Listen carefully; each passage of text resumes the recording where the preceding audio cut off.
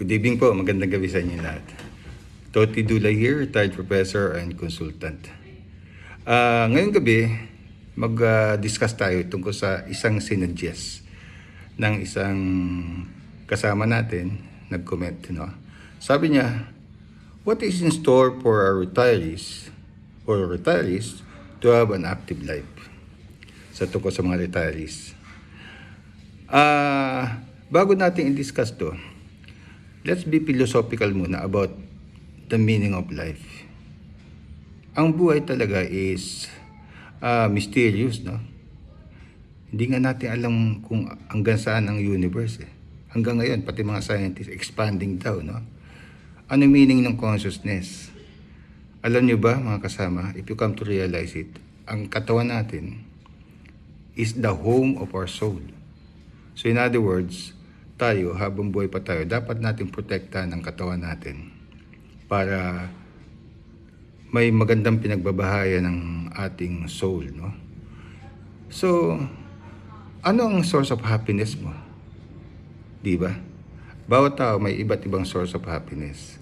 Kaya, ang sagot dito, kung ano ang paraan para maging active ka pa rin, maski retired ka na, is to pursue your source of happiness.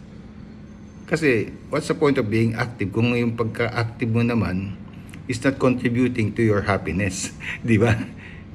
Happiness pa rin ang ang ultimate goal, ang ultimate goal. So, yun. Sasagutin natin to na life is about pursuance of happiness. Kailang iba't iba ang definition ng happiness, depende sa tao. So, retirees, ano ang happiness natin? Okay? Ako, ang happiness ko actually is to be healthy in preparation for the soul. Okay? Para mabigyan natin tamang bahay ang ating soul, no? At saka, mapurso ko yung mga advocacy ko sa buhay. At the same time, help my family, my children and grandchildren. Prepare them. Yun ang source of happiness ko. So, my activities will revolve around that happiness. Di ba?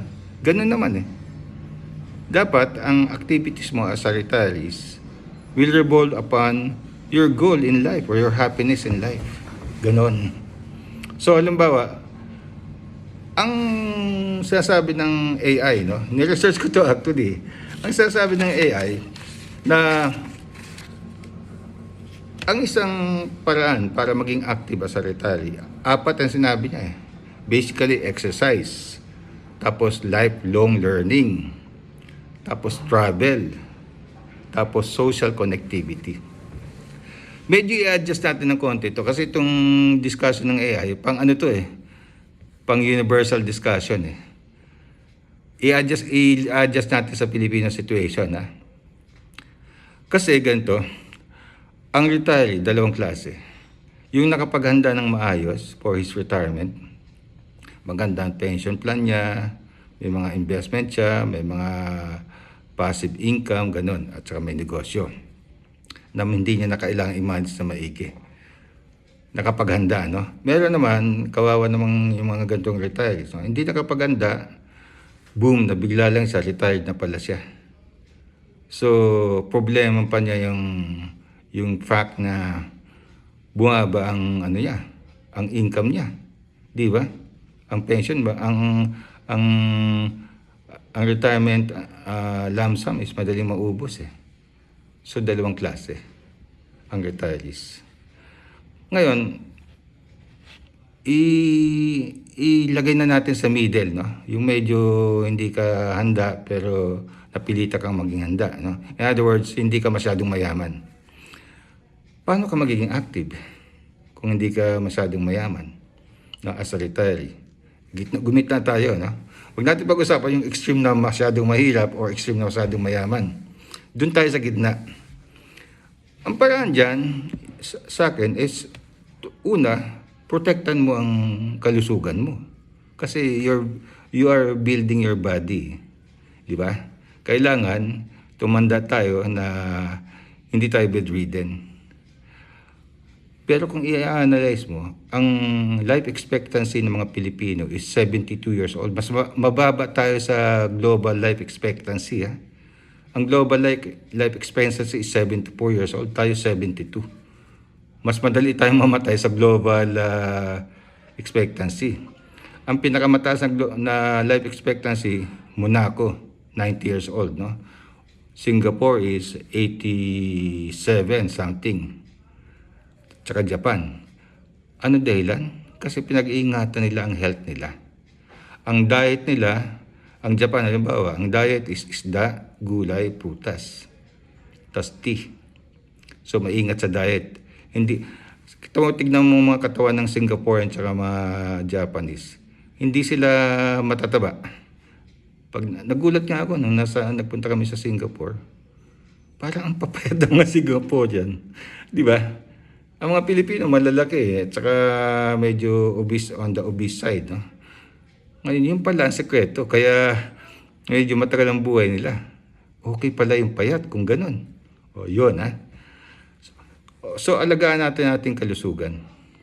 Tapos, siyempre mag-exercise tayo. Di ba? Part yun ng pag-aalaga ng kalusugan. No?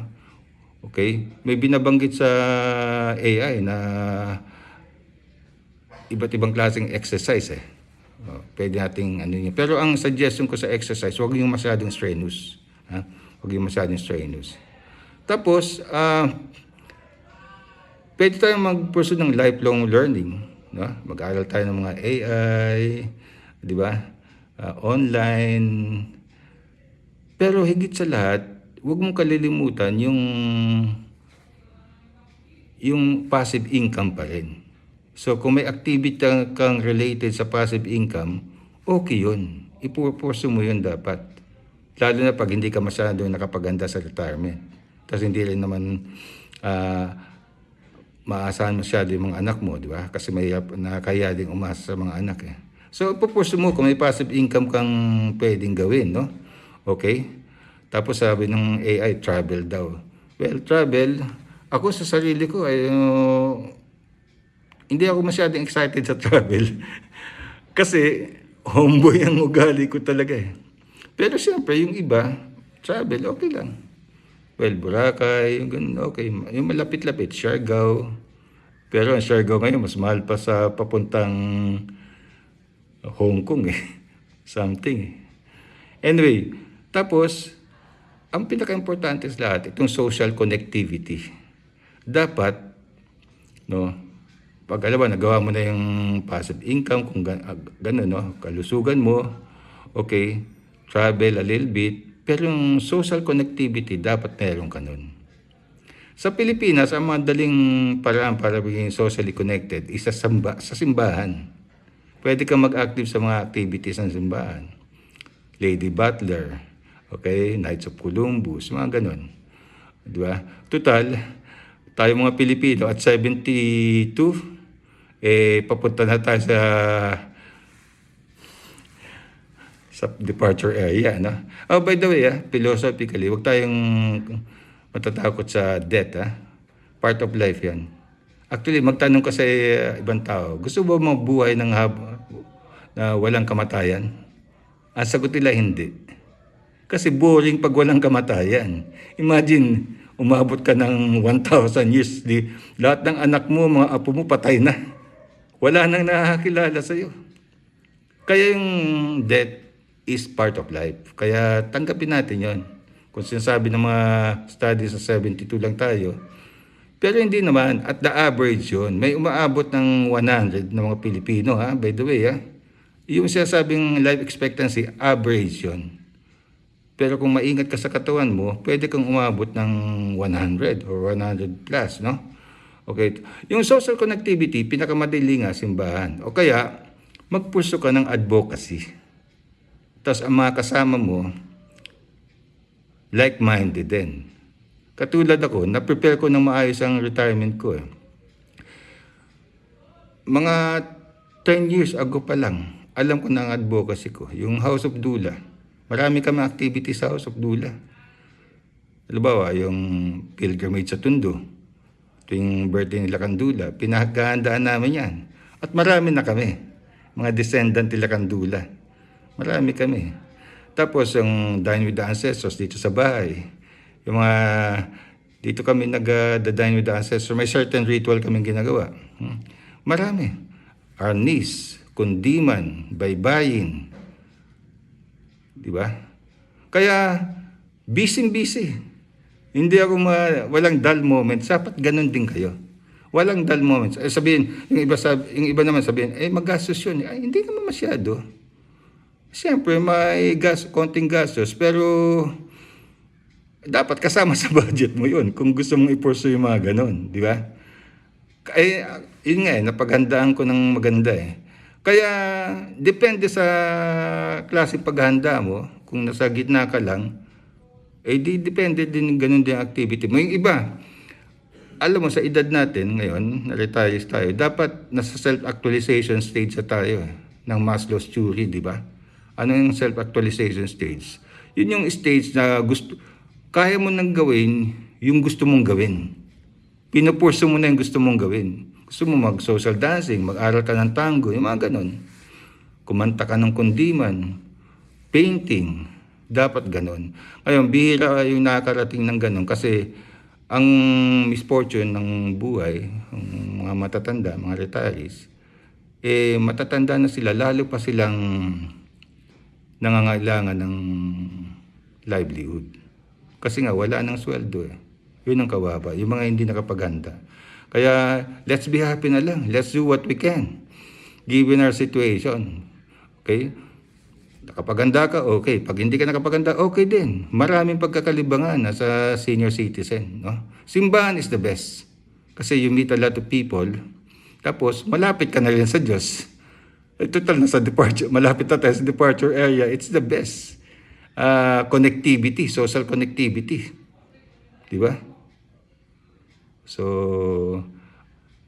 ang suggestion na to, na topic na to, ay sinuggest ni Emily Basco, presidente ng isang organization dito sa San Roque, at the same time active siya sa Marriage Encounter. So, mag-suggest din kayo kung meron kayong gustong i-discuss natin. Tapos, I'll mention your name. No? So, okay na ba yun? Ha? Whatever you are in your retirement day, just enjoy your life. No? Just enjoy your life. Tapos, hintay tayo kung kailan tayo tatawagin ng Diyos. Pero while hindi pa tayo tinatawag, magpakabait tayo, enjoy our life, care for your family, care for your friends, tapos yung activity mo dapat dun sa something that will make you happy. Dapat ganun. Okay? Sige. Salamat. Good night everyone. Salamat po.